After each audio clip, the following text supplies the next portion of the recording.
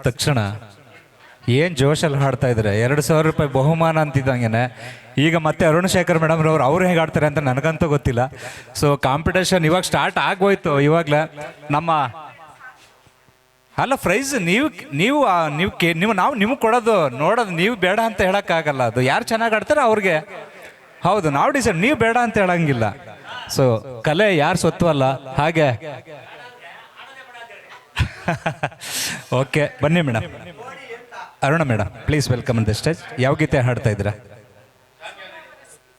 ಸೋಲ ಬರಸ್ಕಿ ಎಂಬ ಗೀತೆಯನ್ನು ನಮ್ಮ ಅರುಣ್ ಶೇಖರ್ ಮೇಡಮ್ ರವರು ಹಾಡ್ತಾ ಇದ್ದಾರೆ. ಈ ಗೀತೆಯ ನಂತರ ನಮ್ಮ ಕೋಲಾರ ಶ್ರೀನಿವಾಸ್ ರವರು ಹಾಡೋದಬೇಕು, ನಂತರ ಜಯಸಿಂಹ ಅವರು ಹಾಡೋದಕ್ಕೆ ಸಿದ್ಧರಿರಬೇಕು.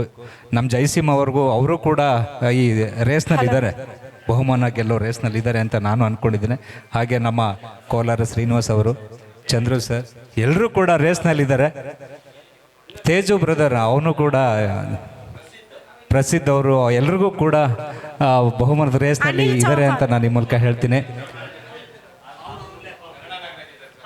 ಅಲ್ಲಿ ನಮ್ಮ ಜೂನಿಯರ್ ಗಾನ ಗಂಧರ್ವ ಅಲ್ಲಿ ಸೈಡಲ್ಲಿ ಸೈಲೆಂಟಾಗಿ ಕೂತವ್ರು, ನಾನೇ ಹೊಡ್ಕೊಂಡು ಹೋಗುವಂತ